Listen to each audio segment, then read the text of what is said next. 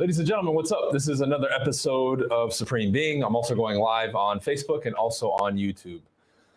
Hope everybody's having a fantastic weekend, had a fantastic week. I've got some very important stuff to discuss today. As always, as you guys are coming in, make sure you hit the thumbs up on Facebook and also on YouTube. Let me know where you're tuning in from. And go to the new website. Make sure you guys get on the email list. And also, I revamped everything so you can check out all the new stuff that we have on there. And you get a free bonus when you get on the email list. Number two, those of you who have been following me for a while and you want more support, you need help, you need to build your skills and all the other stuff, click the link below in the description as well and schedule your free strategy call. Make sure that you also get on the Discord link. And those of you looking to discuss eXp Realty, check out the Icon Ninjas opportunity that we have, okay? I'll be revisiting and rediscussing these links a few times throughout this live, but let's get started. What you really need to focus on, right? I want to start with a quick little story. And this is something that has happened before, but it happened again today. And it not only demonstrates how much I've changed, but how you need to properly view things. And I think this will help you a lot. So number one is this, right?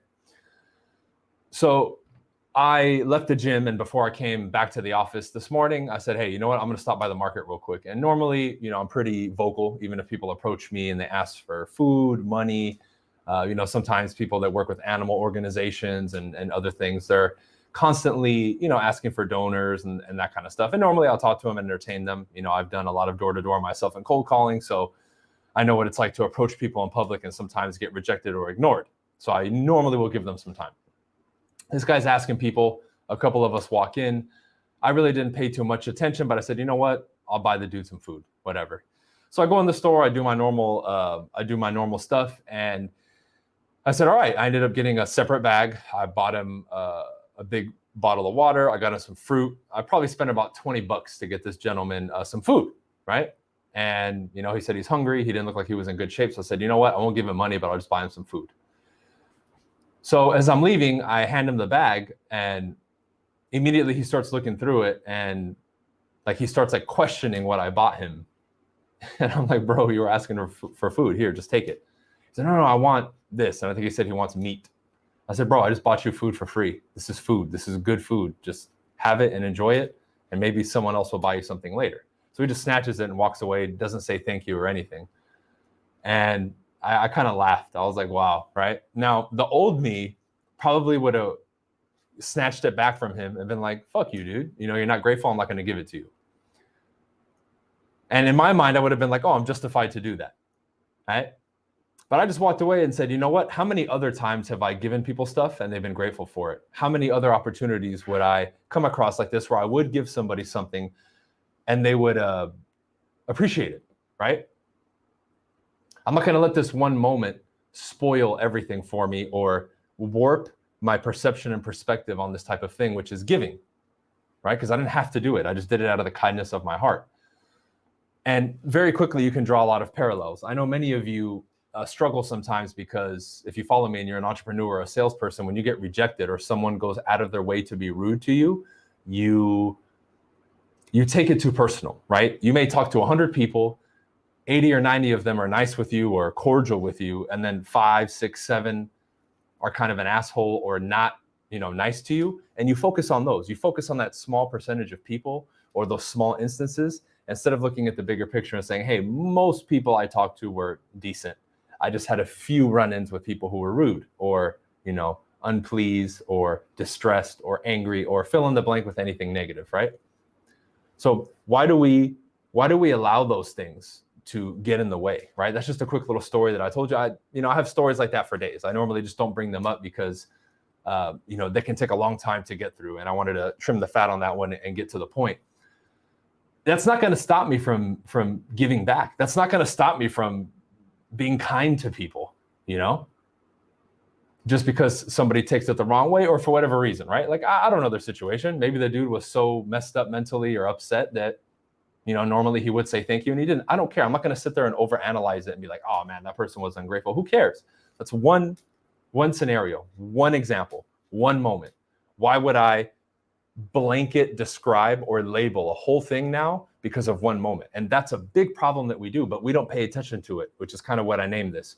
You don't pay attention to that type of stuff. You run that narrative, you complain, you let your mind go wild, right? Like in the example of the entrepreneur getting rejected once by somebody who's an asshole, and you run that story, or you tell everybody, you talk about it, right? You keep thinking about it, and you forget the other 95 people that day that were nice to you, right? So what do? You focus on that, you make it a big problem, you make it bigger than it is, and that starts messing with your emotions, it starts messing with your state of mind, it starts messing with your peace, and now you're not doing what you're supposed to do anymore because you ran off and let this crazy thing and this one moment in time ruin everything for you, right? And we tend to do that because there's a lot of examples of individuals around us doing that all the time.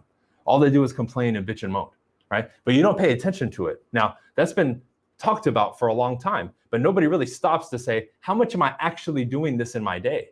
Because you may not be the one who dramas and gossips all the time, but you may just be stuck in your own mind doing this stuff and repeating and having that record replay over and over and over and loop these things, right? It's more obvious when somebody vocalizes it because then someone else can point it out or you yourself can spot it. But when you're only doing it with yourself, right, we then fall into our own delusion and we think, oh, it's not that bad, right? And that's an example I give people all the time. Imagine if your thoughts, right?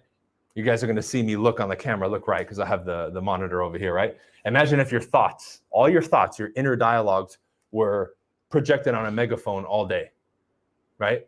I know most of you would probably be embarrassed, super embarrassed, to be like, oh man, I can't let people listen to the way that I talk to myself. They would probably think you're crazy.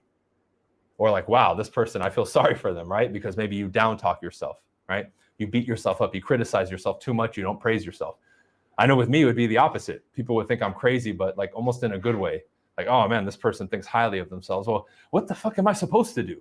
Not think highly of myself? I work my ass off and I'm dedicated and disciplined. Why would I not compliment myself? You see? But see, you don't pay attention to that either. You allow other people to tell you that you're supposed to shit on yourself and criticize yourself. But the moment you praise yourself and they say, hey, you can't do that, you listen to them too. Why?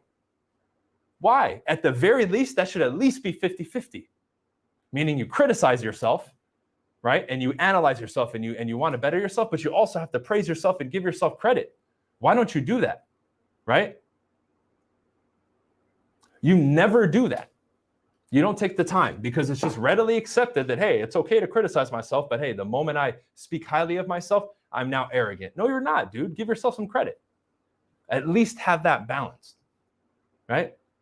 Same thing with your perception of the totality of situations. Stop letting one moment define what it all is. That's wrong. If I walk down the street and one person gives me a dirty look or says some dumb shit to me, that doesn't mean that everybody's an asshole or everybody's discriminating against tattoos or whatever the fuck else people come up with. I mean, you let one person do something like give you a bad look and then you label it and all of a sudden that becomes a story. Why do we do that? Why do we do that?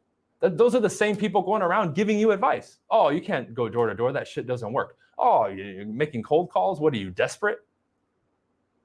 Oh, you can't get into real estate. That's crazy. Oh, you can't do that. And these are the people that you listen to that you let give you advice, which is those same people that mislabel those situations, right? I mean, you're a fool if you take that advice. I once was, not anymore. If you're going to give me advice on something, you better demonstrate to me that you're qualified, right? Which is another vetting process that you guys need to add. You can't just let anybody give you input on certain areas of your life. Oh, well, everybody's the same. No, they're not.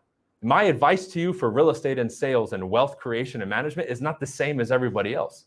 Not even close. Big difference there, right? And you need to be able to stand your ground and say, I will listen to you, I will not listen to you. And until you do that, you're going to have serious problems, right? Because again, we want to go with what's nice and what's fluffy and okay for everybody and politically correct and all that other fucking nonsense that people pay attention to. It's bullshit, dude. Stop living in the delusion. That's a recipe for disaster. That's a recipe for mediocrity and all the other shit that people deal with, right? You want to be strong, powerful, successful, respected. You better not walk that path, right? Because that person is going to be required to step up when they're doing what they're supposed to be doing, because you're going to be met with madness and unrelenting opposition, because every power and thing outside of you, even people and their dialogues and their thought process, is in opposition to you by virtue of you wanting to walk a different path. And you have to get that. It's literally you against the world, literally, right? Cool, let's take a moment to look. I've got an issue with my team and they don't seem to be able to reset after a bad call, nasty call. That's going to be more of training and mindset, my dude, because the quickest and easiest thing you can do when you come up with like a nasty call or a nasty moment is immediately get back into action, get back on the phone and get on the next call. Because the biggest mistake that we make, my friend, is we stop, then we want to talk about it and deliberate about it and blow it up to be this problem. So if you had your momentum of being in action, you need to have the bad call, right, which is going to happen, then immediately get on the next call. That's the quickest way to a resolution there, instead of talking about it or stopping and saying, whoa, I need a break, right, which is typically the mistake that we make. You get what I'm saying? Great question, though, and I appreciate the donation. I really do. So you have two paths to walk, what everyone else does and what you do, right? What everyone else does and what you do. And the more I take a look, right? The more I take a look and I find that literally almost everything about me is in opposition to what most people are doing, I'm having more success. I mean, I even listen now every once in a while. I'll read the comments or I'll listen to what people send me on the phone or, online, like that's hate. And even the hate on me now has become so ridiculous and watered down because they have to fish for things to talk shit about. Oh, well, you're not that big because you're not running a ton of ads like so-and-so. I'm like, are you fucking kidding me? That's supposed to be a diss? That's hate?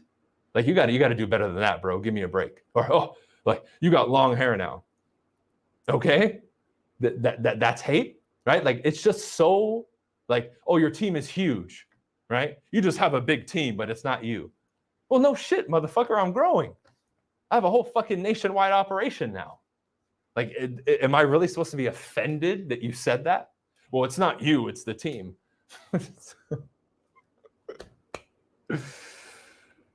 Oh my God. That's so funny, right?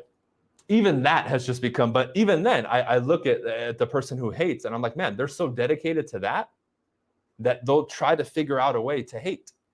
If you take that same energy and focus towards something productive, right? You can learn from the hater because they'll stick to their guns with hating. They're just, we can say, channeling their energy and their focus in the wrong thing. You can learn from them.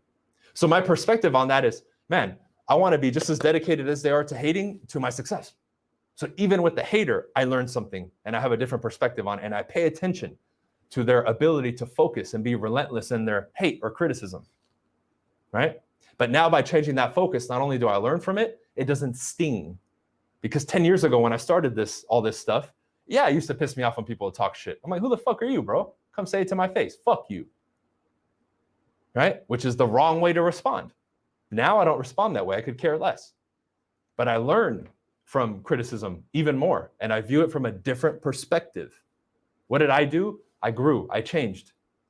Simple, right? But even that tweak in that is an example of you changing.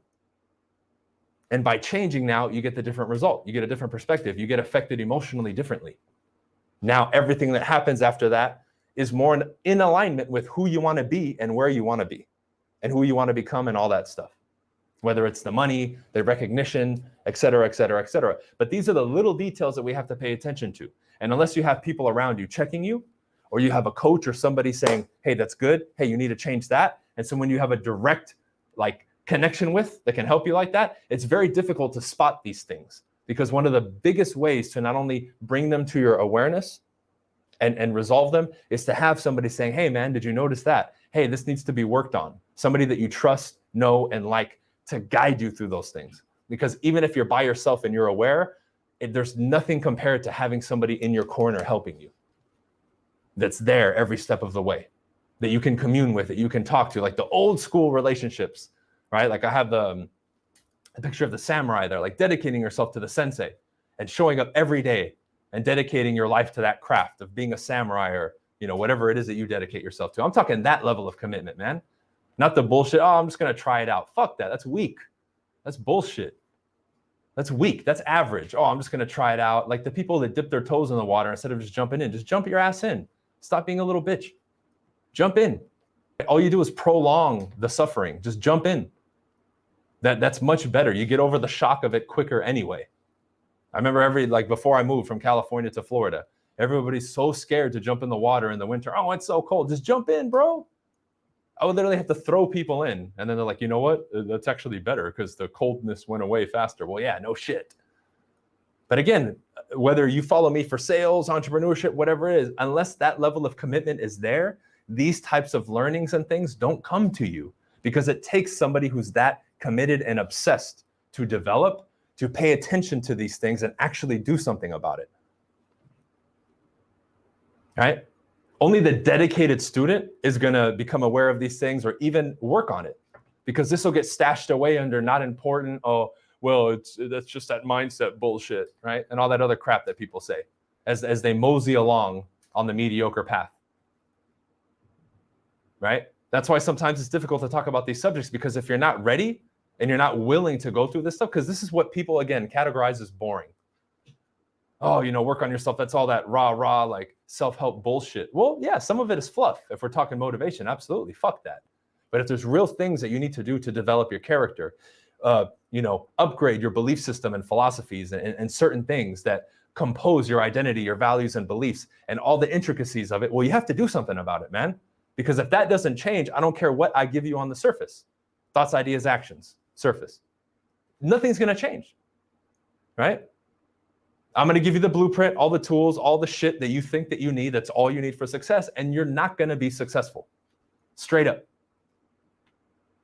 Because you have to evolve internally, right? You have to simultaneously while you work your ass off at whatever you do. When I say work, it doesn't necessarily have to be financial, right? Because everybody always thinks money, money, money. It's not what I'm talking about. That's a part of it, sure. It's important, but it's not the only thing. You can strip everything away from me, but because of who I've become, you can drop me anywhere in the world to do what I do, and I'll be successful and make all the money again and some, not a problem. Because what I've learned and earned here, you cannot take away from me. That is irreplaceable because of the work and time and everything that I've put in, period, right? That's a we can say a everlasting process. That would be the right word. That's always happening, always happening. I'm always doing it, always teaching, always learning, always in action, always doing what I do. That's why it's cool for those of you who follow me closer, because you see what I'm doing with calisthenics, right? I'm making pretty damn good progress, right? By their terms, I'm big, I'm heavy, I'm too old to be getting good at calisthenics. Well, keep following me. I'm going to be a fucking badass in probably another year or two, because I fucking dedicate myself to it, right? Fucking 6'2", 6'3", 200 pounds, and I'm going to be doing all that crazy shit. Watch. It's only a matter of time. And now you get to see something from inception all the way through with these ideologies and philosophies applied in real time. End of story. Right? So it's not just talk the talk, it's walk the walk. See? But this is a daily practice, daily practice, daily practice, daily practice. Paying attention to the right things, eliminating distraction, having the right people around you, making sure that your focus and your energy is channeled towards the most important things that you want to focus on, and only that, not everything else. The vast majority of what's going to come in is going to be distraction and just nonsense. And you have to be able to sift through it and push it away and focus on what you need to focus on, right? The ability for a person to, in one moment, be a monk if they have to, and then in another one, be a social butterfly, and then be in between, and be both at the same time, right? This is the stuff that allows you to develop and grow and become so much more versatile as a person. And as an entrepreneur, it's only going to benefit you that much more. Okay, so I don't like making these things too long, right? I like my podcast being around 20 minutes, my lives, and that kind of stuff. I think that's a good length. So if you're listening to the podcast, I appreciate the support. This is the name. We're really doing well. I think I'm passing 40, 50, 60,000 downloads a month. I really appreciate the support. We're on iTunes and all that fun stuff. So again, Supreme Being, for those of you who haven't been listening on the audio platform, we also have the YouTube channel, which has a couple thousand subscribers now, where I just upload the video version. I'll reiterate, right? You have the links below. If you guys can get on my email list and check out my new website, which we rolled everything over from the old one to the new one. If you're looking for more support and more help from me and my squad, schedule your free strategy call. We can help you. We're helping tons of people on a daily basis now. We have a ton of calls coming in. Make sure you guys schedule it. It's in the description. Get on our Discord as well. And those of you in the real estate world who want to find out more about EXP and partnering with me, check out the Icon Ninjas opportunity that we have in the description. All right. Cool. All right, y'all. Thank you for coming on. YouTube, Facebook, signing off. We'll see you guys. Peace.